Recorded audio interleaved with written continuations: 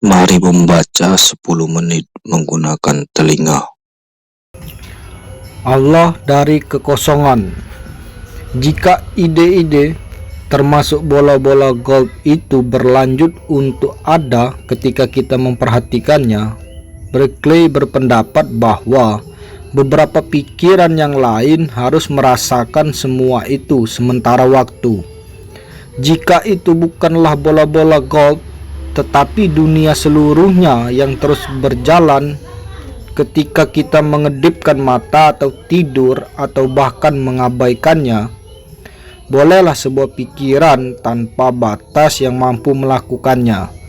Maka Berkeley berpendapat bahwa pikiran Allah lah yang menjaga semua itu di dalam keberadaannya. Allah menjaga dunia betul-betul ia pahami, sementara pikiran kita yang terbatas melihatnya sepintas lalu. Banyak kekurangan di dalam solusi Berkeley terhadap masalah ini. Mereka menyatakan bahwa Berkeley hanya menempatkan Allah dari kekosongan, mempekerjakan Allah untuk menjaga tesis filosofis yang terhuyung-huyung. Tetapi bagi Berkeley yang terjadi justru sebaliknya. Allah itu tidak berhenti sebagai metafisik gadungan. Eksistensi Allah dibuktikan oleh pandangan metafisik. Berkeley memiliki banyak alasan terhadap pernyataan bahwa pemahaman akan substansi material itu tidak masuk akal, atau dengan kata lain pantas dicurigai. Ia juga setuju dengan para pencemoohnya bahwa memang dibutuhkan beberapa penjelasan akan keteraturan dari peristiwa-peristiwa yang dapat dipahami itu. Jika objek-objek sepertinya berjalan ketika kita tidak memahaminya, dan penjelasan yang menempatkan substantum material itu adalah bukan pemula, kemudian haruslah ada beberapa pikiran lain yang bertanggung jawab atas kebertahanan objek-objek itu. Pikiran yang dipertanyakan itu bukanlah pikiran yang terbatas, dan juga sepertinya harus maha baik. Kenampakan yang membuat suatu keteraturan yang tidak dapat kita ketahui dan manfaatkan, yang dapat menolong kita untuk menghidupi hidup kita dengan nyaman. Bola-bola golf tetap ada di tempatnya di mana kita meletakkannya. Bagi Berkeley, semua yang kita lihat, kita dengar, kita pahami melalui indera adalah sebuah tanda atau efek dari kuasa Allah. Berkeley tidak menggunakan Allah untuk menyatakannya dari keberatan-keberatan yang memalukan itu. Malahan sebagai bukti dari eksistensi Allah baginya di dalam setiap aspek dari dunia ini, di dalam setiap persepsi-persepsi kita. Dengan memotong hal itu dari gambaran, Berkeley menempatkan Allah sebagai pusat segala sesuatu.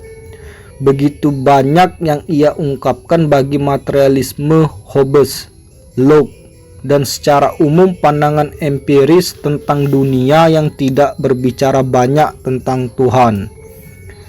Hal ini tidak jelas meski gerakan yang dibuat Berkeley berjalan. Pertama, Berkeley berpendapat dari eksistensi beberapa aktivitas mental yang luas, maha baik, kepada kesimpulan bahwa mentalitas yang dipertanyakan adalah Allah yang diterima secara tradisional. Sekurang-kurangnya sebuah atau dua buah premis ada di sini.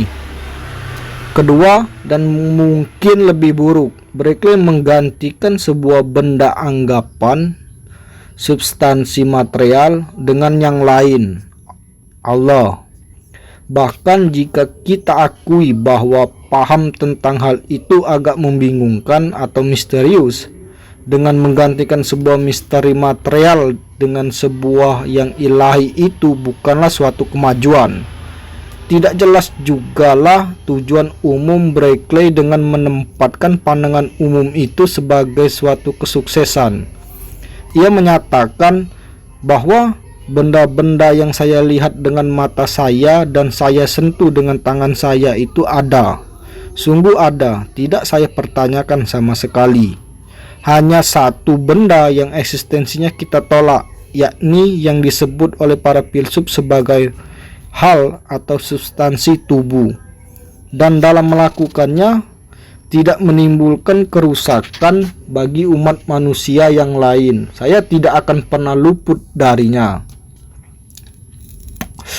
Apakah ini tidak termasuk pandangan umum bahwa barang-barang yang kita sentuh dengan tangan kita itu merupakan sesuatu yang lebih dari ide-ide kita? Bukankah penolakan terhadap objek-objek yang tergantung pada pikiran sebagai suatu skeptisisme, bukan sebagai suatu ungkapan dari pandangan umum? Pertanyaan-pertanyaan dapat tetap ada sepanjang kekhawatiran bahwa Berkeley menawarkan kepada kita suatu rangkaian argumen yang pada saat yang sama tidak dapat kita tolak tetapi tidak persuasif. Ketika Hume berkata tentang Berkeley, argumen-argumennya tidak dapat terjawab, tetapi kita masih menolak untuk menerima kesimpulan-kesimpulannya. Bagaimana mungkin ini terjadi? Mungkin kita sedang berjalan di antara keyakinan-keyakinan yang tidak sekedar dapat kita perbincangkan, secara khusus pandangan bahwa di sana ada dunia yang lebih daripada pikiran dan persepsi-persepsi. Insouciance itu bukan argumen, tidak lebih baik dari menyepak batu. Kita akan harus lebih banyak membuat sesuatu yang lebih daripada hal ini jika kita ingin suatu jawaban yang tepat bagi Berkeley.